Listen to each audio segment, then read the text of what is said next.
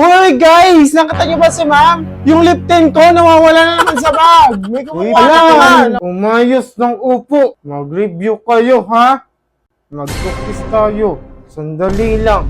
May pupuntahan lang ako dun sa kabilang room ha? Kahit po tagalan niyo lang po ma'am para po makapag-review kami. Ano ba yun dito? Dito. Sino nag-lock ng pinto? Inilakan ako ng pinto.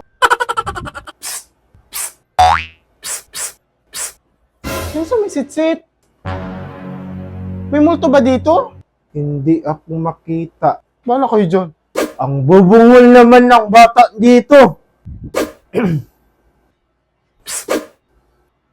Nasaan na yun?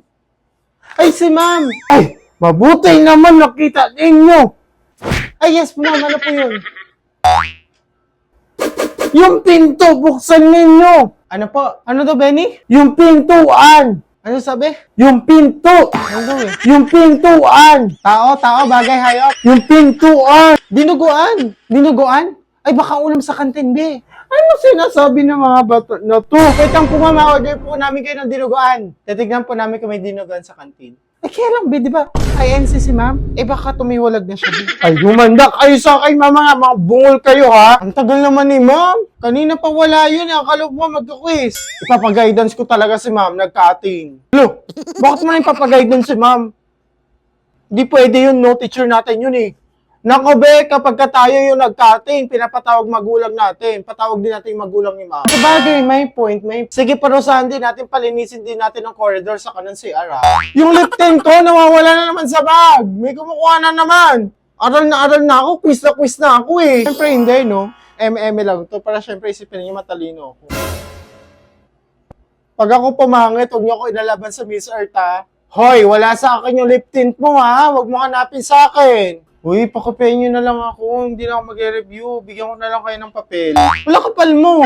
Mag-review ka. Mas makapal lip tint mo. Pulang-pula nga eh. Wala kapal mo ka na ito ah. At least walang putok. Hala!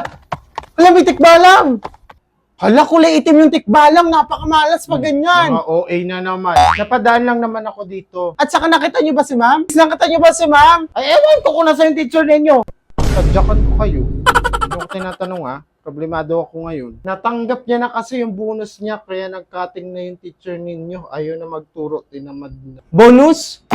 Yung mga tikbalang po ba may bonus din po? Paano kami magkakabonus? Wala kaming maligaw na tao. Alam nila ang gagawin. Nagpabaliktad ng damit. Ay wala kayong bonus. Sino ba kasi nagsasabi ng mga ganon-ganon? Sayang naman yung pagiging